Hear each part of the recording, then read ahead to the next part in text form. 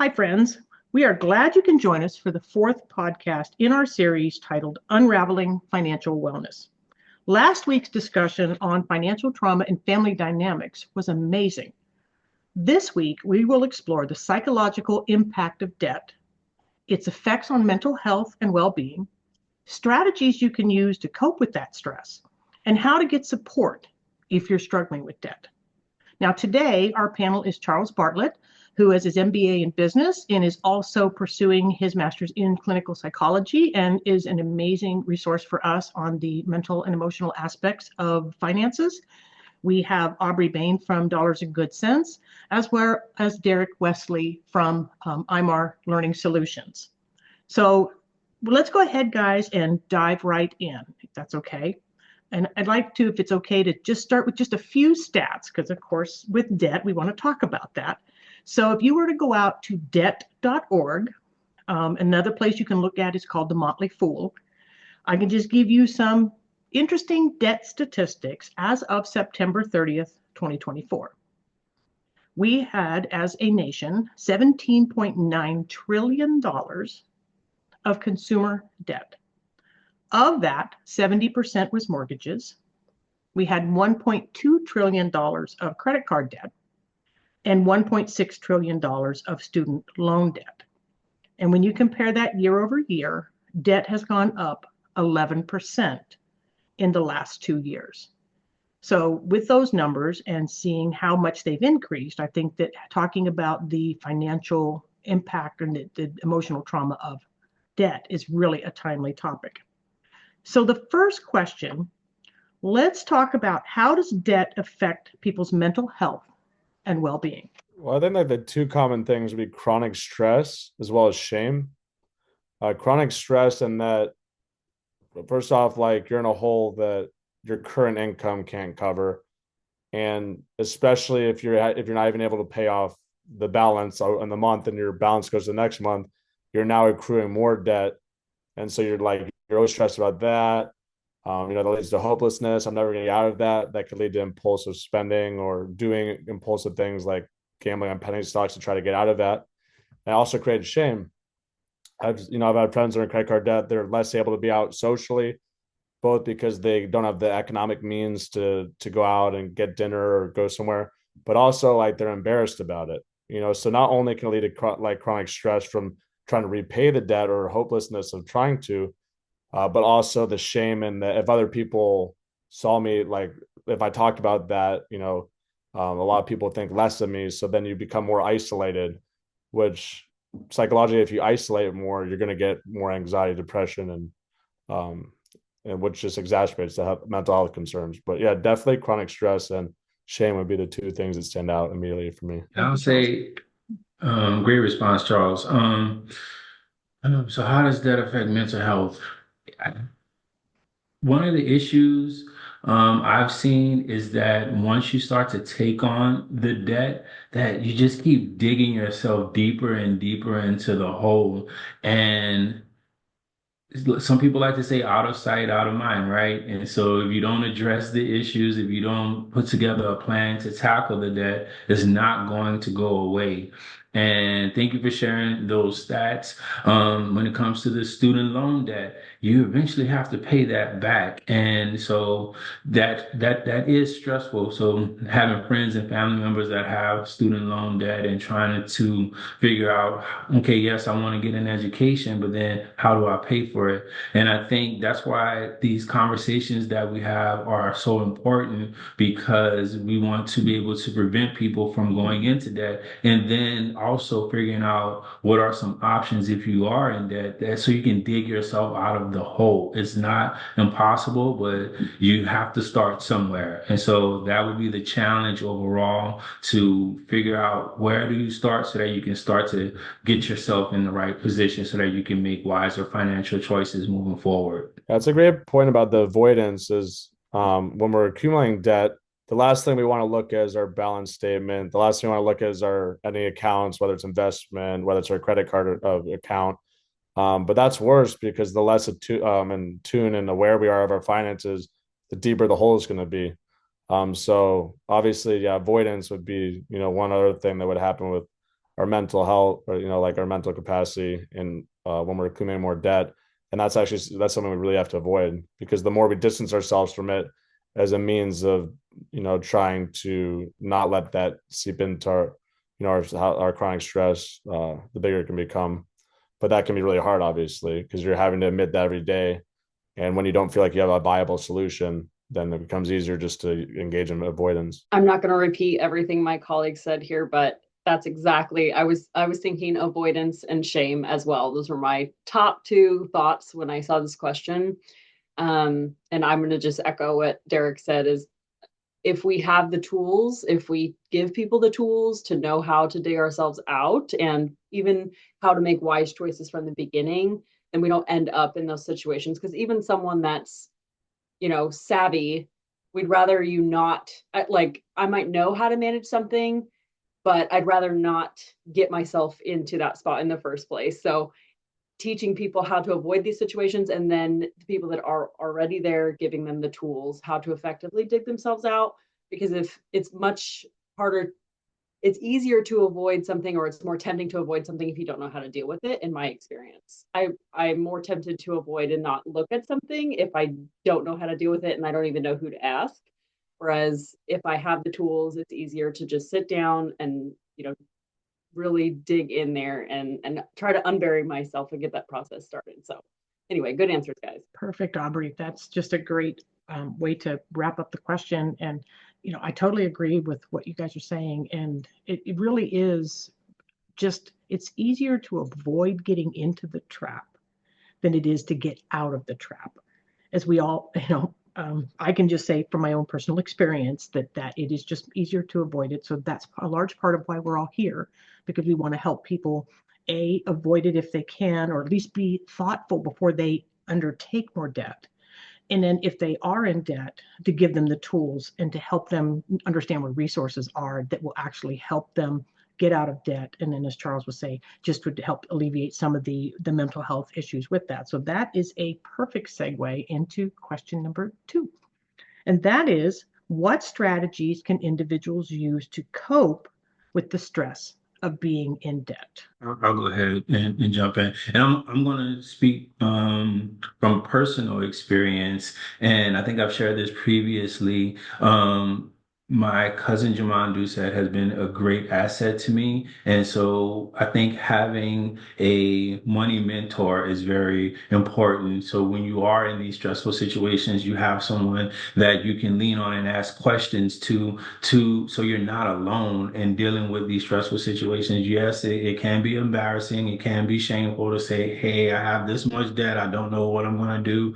How do I get out of this situation? But having someone that is experienced, that knows how to manage money well, that can give you some good advice is very helpful. I remember I was in a situation where I received some funds, and I was like, hey, what should I do with this money? He was like, how much debt do you have? How much credit card debt do you have? He said, I want you to tackle that first.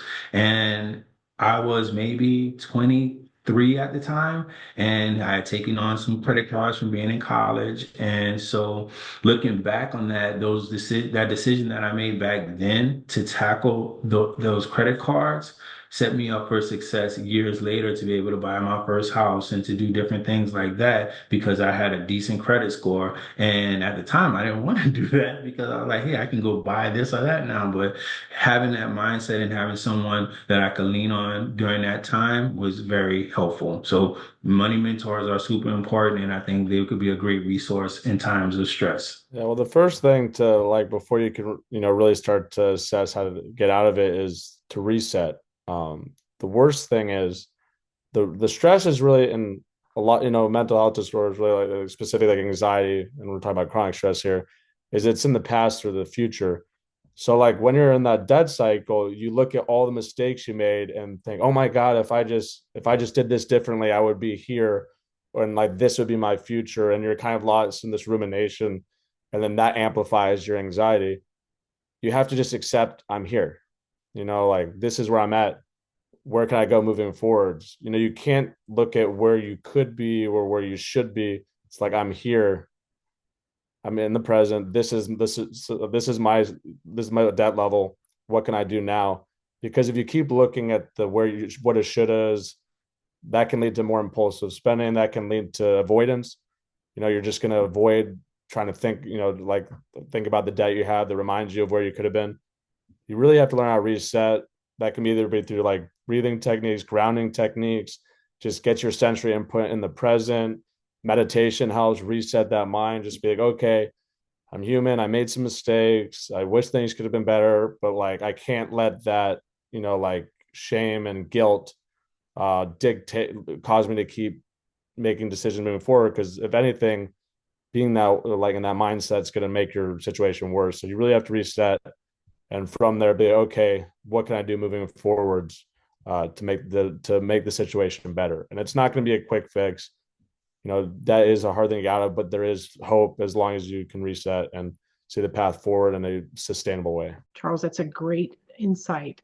Because one of the things that, as you said, understanding where you are and accepting that is huge, and realizing that it's just a temporary thing. It's where you are now. That doesn't mean this is what the rest of your life's going to look like. And having the ability to sit with that and to talk about it. And it goes back to what Derek was saying, having a money mentor or having somebody that you can just share this with and go, okay, look at this. It will help with shame. And so whether that's with a friend or somebody that you trust, or it's even a mental health expert can provide a lot of those types of ideas. And another coping strategy, I think it really is just when you talk about it, sit down and do a budget and start to see a path forward. And it's not going to change overnight, but at least you can say, if I do this and this and this, and I keep doing it, I'm going to see the change that I want. And like Derek talked about, eliminating credit card debt. That's one of the key things with setting up a financial plan and a budget, even at a beginning level. You pay off the high stuff early. That's the snowball effect. And it really does help you to do those types of things. And you can also explore temporary solutions when you're looking at the stress, and just part of the stress is like, how do I get out of this? So you can go to your utilities and say, hey, can I get on a budget plan? Or can you go to, talk to your bank about maybe, can I just do interest only payments on my mortgage for a while until I can kind of get this thing kind of stabilized? So there's a lot of practical things that you can do. And what you said, Charles, I thought was so important was about practicing self-care, getting yourself out of that mindset of, oh my goodness sakes, this is just catastrophic, because it isn't. It's not pleasant, right? We know that, but you can easily come out of it if you just take some steps and you move yourself forward. So I think those are really, really great solutions that we have. So any other comments on that question before we move forward? Okay. I just think it was just so great, and I think everyone really takes. I just want to add to what you both said, Charles and Deb, that Charles, when you said "I'm here," I just thought that was just so powerful. Like that's gonna stick with me. I really believe that when I'm talking to other folks, and even for myself, that I'm here, accept the situation, and all right. And like you said, let's put together some action steps to move forward. And so I just love that. I just really hope that our listeners take that from what you all share, because those were very, very, very powerful. Appreciate that, Derek. Thank you. And it really is. We just want everybody to understand that there are simple solutions, and it's just this taking small steps day in and day out is what makes the change. But let's go ahead and go on to question number 3, which was, how can society better support those that are struggling with debt? Now, this is an interesting question. Yes, and there's probably about 1 million answers to this question.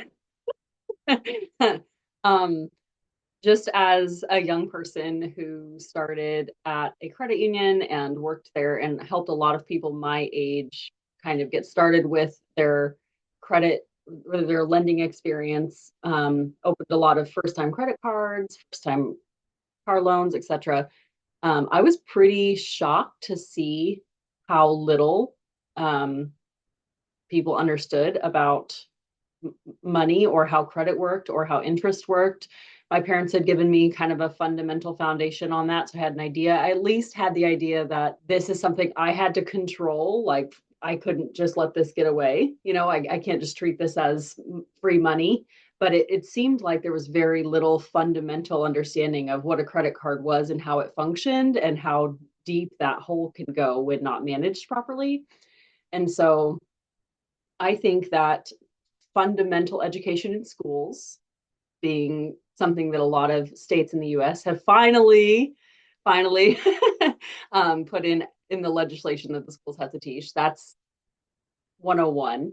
And then I think that better, if credit cards are going to be advertised, that they're advertised in maybe something similar to you think of the pharma ads on TV where it's like, your elbow feels better but may cause stroke, something like that. I wish they could do something like that on, all of the ads, just like giving a better picture instead of it just saying 27% interest, giving more of a disclosure as to what that actually looks like in real time with a credit card compounding interest. People don't understand what that means because they're advertising this for a refrigerator that's, thousands of dollars and it's only 25% interest. What's the big deal? That's a big deal, and so just I think better disclosures would be awesome personally. And then parents taking the time and making the effort to talk to their kids, even if you're not a financial expert yourself, just communicating to your children that they need to be very, very careful and conscientious of how they're spending, and at least encouraging your kids to do their own research when they do finally go out there. If you don't feel like you can explain the numbers, you can't put compound interest into terms, encouraging them to go look that up and find out, run a quick calculator, figure out what they're actually spending when they're swiping that credit card, and not just assuming that, that they know what they're really getting into, so that they have an idea of the gravity of, credit cards, for example. Those are just three things that came to my mind initially. Well, like a big thing is to kind of normalize the talk about debt. When debt's said, it's like a very negative connotation, and that can lead to that avoidance, right? No one, people feel ashamed to openly admit, I'm in debt, I'm struggling, I need help. So kind of normalizing that, it's like, debt is not a total failure on your part. It happens to a lot of people. There's a way out. It's normal to be anxious. It's normal to feel shame. It's normal to feel hopeless, but there's a way out. And so, like, if we can normalize the conversation, people are going to be willing more to reach out for help when they need it. Access to mental health services is big. I know some mental health professionals can specialize more in financial trauma. So kind of increasing that access, or even just having that, the first point, that conversation normalizing, people are going to be more willing to reach out to mental health professionals that specialize in financial trauma. And yeah, so those would be the two things on the mental health side, I would say. And normalizing conversations and increasing access or encouragement for people to seek help, mental health professional. And I'll go ahead and add, okay, disclaimer first. You can't trust anyone, but social media could be a good tool and a resource to help cope with stress when it comes to debt, because there are some good influencers out there. But like I said, you should just be mindful, maybe follow them for a while and make sure that their advice that they're sharing aligns up with research and other data that's out there. Also, Hassan Thomas, someone that's a family member and friend of DGSF and Sealing, provides great financial information. Tony Stewart, who will be with us in a few weeks on some of our panels, and Matt Gardner. Those are some people that I personally know and have worked with, and they provide excellent advice. But so just be mindful of who's out there. Yes, it can be a great tool, but then also there are scammers out there and different people. So just follow and just make sure that the information that they share is aligned to, like I said, research, and that it's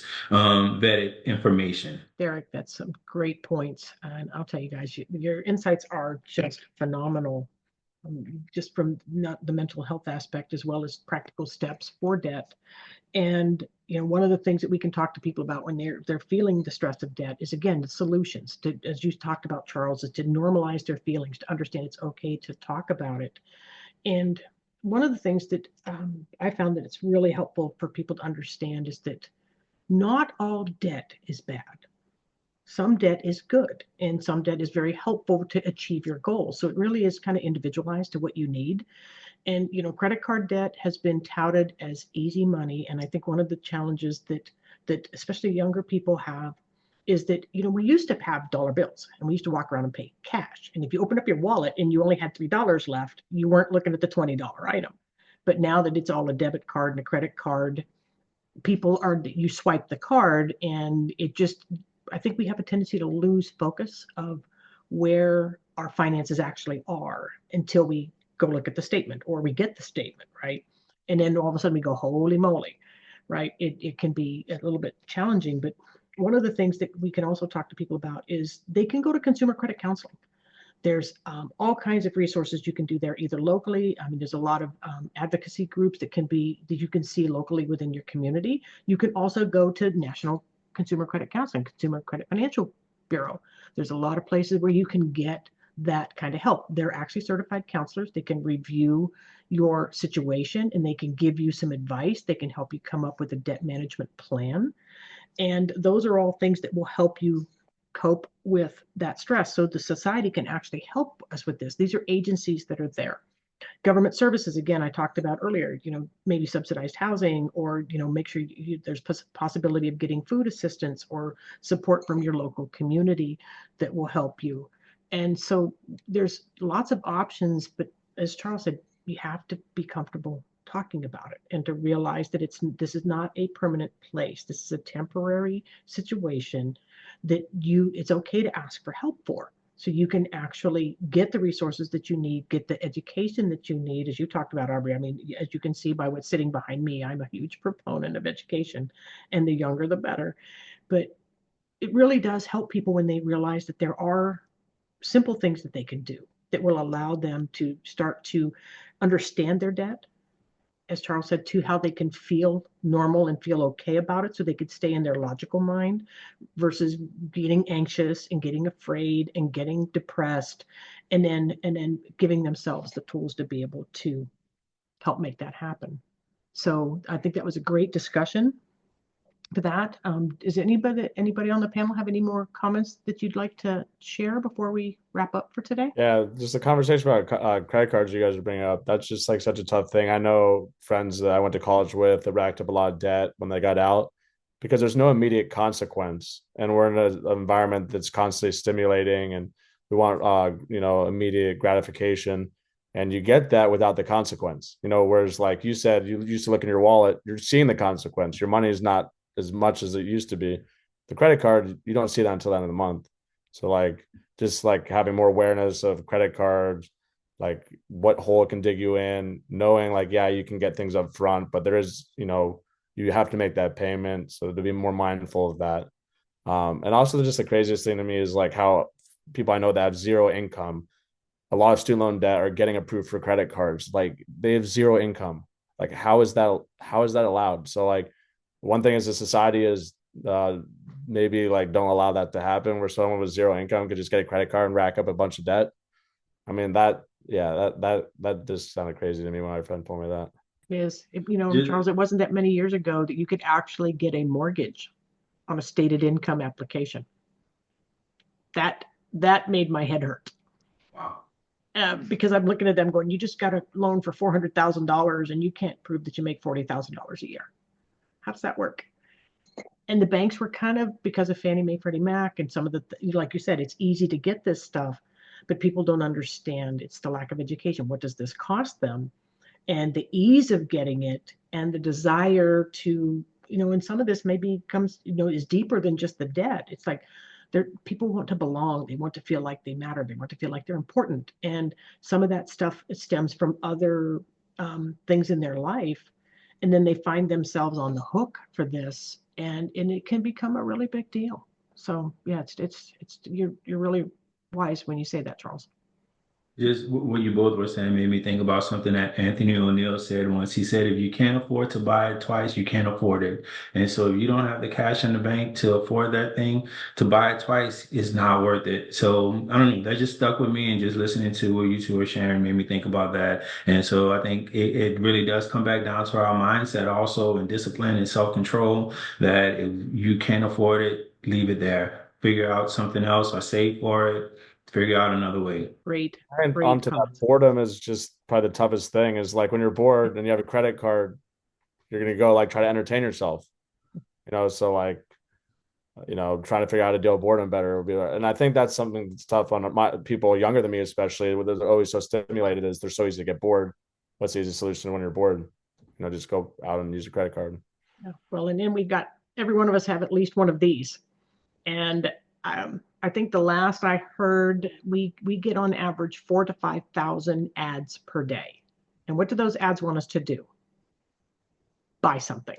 Consume. So we have this in our whole economy is based on, gross domestic product, which is based on consumerism, right? So just fantastic points, guys. So anyway, I think we've had some great discussion for our listeners to understand about debt and about how we're going to be able to deal with the psychological impacts of the debt and give them some practical solutions.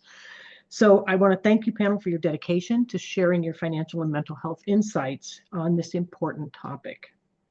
As we all have talked about, we could, there's steps we can take, things that we can do. This is not a permanent place to be.